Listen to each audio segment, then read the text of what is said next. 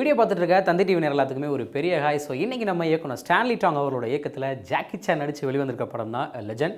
இந்த படத்தை பற்றி தான் இன்றைக்கி நம்ம பார்க்க போகிறோம். இந்த படம் வந்ததுலேருந்தே பார்த்திங்க அப்படின்னா இந்த படத்தின் மீதான எதிர்பார்ப்பு ரொம்ப அதிகமாக இருந்துச்சுன்னு சொல்லலாம். ஏன்னு கேட்டிங்க அப்படின்னா ஜாக்கி சான் அவர்கள் நாங்கள் வந்து பார்த்திங்க அப்படின்னா ஏஐயில் நாங்கள் திரும்ப கொண்டு வந்திருக்கோம். இந்த படத்தில் நிறைய விதமான பீரியடிக் போர்ஷன்ஸ் இருக்குது, அது எல்லாத்துலேயுமே நாங்கள் ஏஐயில் நாங்கள் கொண்டு வந்திருக்கோம் அப்படின்னு சொல்லிட்டு பலவித ப்ரொமோஷன்ஸ் பண்ணாங்க.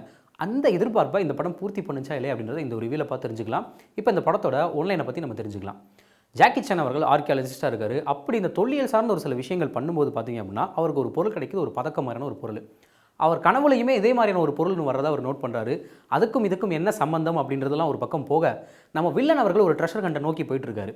இதை ஜாக்கி சான் அவர்கள் தடுத்தாரா இல்லையா, கடைசியில் என்ன ஆகுது, இவருக்கும் அந்த பதக்கத்துக்குமான ஒரு தொடர்பு என்ன அப்படின்றத சொல்கிற படம் தான் லெஜண்ட். ஸோ இந்த படத்தை பற்றி இப்போ ஓவராலாக நம்ம பார்த்துருவோம். இந்த படம் வந்து பார்த்திங்கன்னா 2 மணி நேரம் 10 நிமிஷமான டியூரேஷன் ரிலீஸ் ஆயிருக்கு. மல்டிபிள் லாங்குவேஜஸில் வந்து டப் பண்ணி ரிலீஸ் பண்ணியிருக்காங்க. ரொம்ப நாளுக்கு அப்புறம் வந்து தமிழில் ஜாக்கி சான் படம் வருது.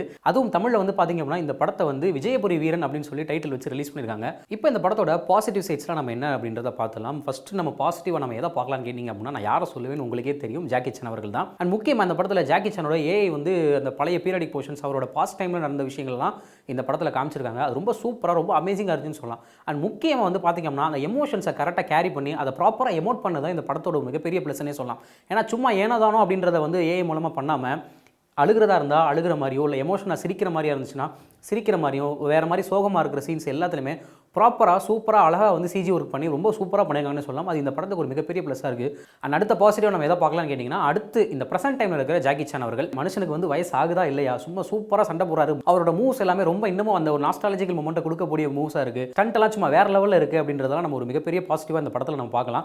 ஜாக்கி சான் அவர்கள் மிரட்டி விட்டுருக்காரு அப்படின்னே சொல்லலாம். அதுக்கடுத்ததாக இந்த படத்தில் நிறைய விதமான கேரக்டர்ஸ் இருக்குது. அவங்களும் அவங்க பங்குக்கு தங்களோட வேலையை வந்து ரொம்ப சூப்பராக அழகாக பண்ணியிருக்காங்கன்னு சொல்லலாம். அண்ட் முக்கியமாக 2-3 இடத்துலலாம் வந்து காமெடி பண்ணியிருக்காங்க. அது கொஞ்சம் ஒர்க் அவுட் ஆயிருக்கு, சிரிக்க முடியா இருக்குது. கிளைமேக்ஸ் போர்ஷன்ஸில் வந்து பார்த்திங்க அப்படின்னா ஆக்ஷன் சீக்வன்ஸ் இருக்கிற கேப்பில் வந்து ஒரு கப்பல் இருப்பாங்க. அவங்க 2 பேத்துக்குள்ள இருக்கிற க்யூட்டான ரொமான்ஸ் அண்ட் காமெடி சீன்ஸ் அதெல்லாம் கொஞ்சம் நல்லா இருந்துச்சுன்னே சொல்லலாம்.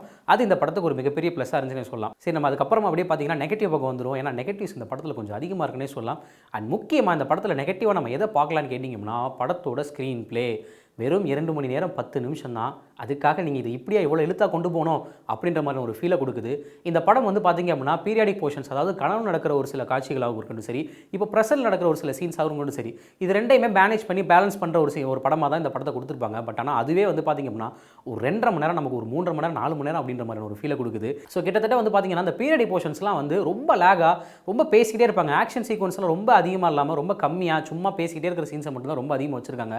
அதர்வைஸ் பார்க்கும்போது ஒரு எங்கேஜிங்கான ஸ்க்ரீன் ப்ளே இருக்கான்னு கேட்டிங்க அப்படின்னா படத்தில் கண்டிப்பாக இல்லைன்னு சொல்லி ஆகணும். கதையும் ப்ராப்பராக இல்லை. என்ன நடக்குது, இன்செப்ஷன் படத்தை கூட நம்ம புரிஞ்சுக்கலாம், கதை எதில் நடக்குது, ப்ரெசென்ட் நடக்குதா இல்லை கனவு நடக்குதா அப்படின்றத கூட புரிஞ்சுக்கலாம். ஆனால் இந்த படத்தில் புரிஞ்சுக்கிறது கொஞ்சம் கஷ்டமாக இருக்குன்னே சொல்லலாம். சரி, ஓகே, அடுத்த நெகட்டிவாக நம்ம எதை பார்க்கலான்னு கேட்டிங்கன்னா ஸ்டண்ட் கொரியோகிராஃபி. டேய், ஜாக்கி சான் படத்தில் நீ ஸ்டண்ட் கொரியோகிராஃபி வந்து நல்லா இல்லைன்னு சொல்கிற அளவுக்கு நீ வந்துட்டியா அப்படின்னு நீங்கள் யோசிக்கிறது எனக்கு புரியுது. பட் ஸ்டண்ட் கொரியோகிராஃபி ப்ராப்பராக இல்லைன்னு தான் சொல்லணும். யார் அடிக்கிறாங்கன்னே தெரிய மாட்டேங்குது. அப்படி யாராவது ஒருத்தவங்க அது ப்ராப்பராக அடிக்கிற மாதிரி இருந்தாங்கன்னா இடையில ஒன்று குதிரை ஓடுது இல்லை வேறு ஏதாவது ஒரு சில விஷயங்களை வச்சு இது பண்ணிடுறாங்க.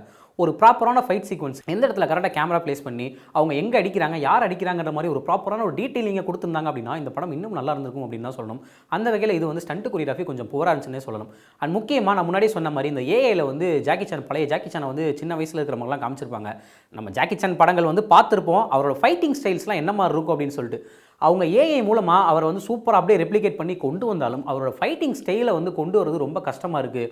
அது பார்க்குறதுக்கு தனியாக தெரியுது அப்படின்னே சொல்லலாம். அடுத்ததாக இந்த படத்தோட மியூசிக்கை நம்ம கண்டிப்பாக சொல்லி ஆகணும். அந்தளவுக்கு ரொம்ப ஒரு புவரான மியூசிக் தான் சொல்லணும்.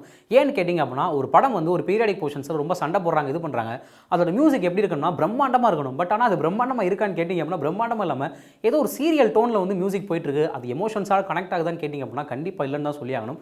அந்த வகையில் இந்த படத்துக்கு ஒரு மியூசிக் வந்து ஒரு மிகப்பெரிய ட்ராபேக் இருக்குன்னே சொல்லலாம். சிஜி நம்ம சொல்லி ஆகணும். சிஜி வந்து பார்த்தீங்க அப்படின்னா ஏதோ ஒரு செட்டுக்குள்ளே வந்து எடுத்துகிட்டு இருக்காங்க, ஒரு க்ரீன் மேட் ரூம்குள்ளே எடுத்துகிட்டு இருக்காங்க அப்படின்றது பச்சையாக தெரியுது. ஸோ அதே மாதிரி பார்த்தீங்க அப்படின்னா ஒரு ப்ராப்பரான எண்டிங் இல்லையே அப்படின்ற மாதிரி ஒரு ஃபீல் அந்த படம் பார்க்கும்போதே கொடுக்குது.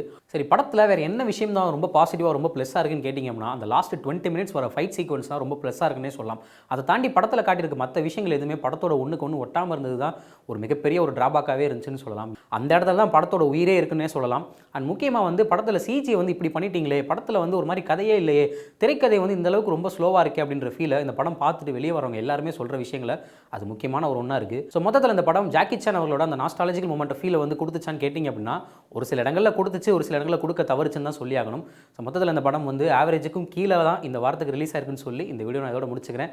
மீண்டும் இதே மாதிரி வேற ஒரு படத்தில் உங்களை சந்திக்கும் வரை அதுவரை உங்களிருந்து விடுபடுவது உங்கள் பிரசன்னா.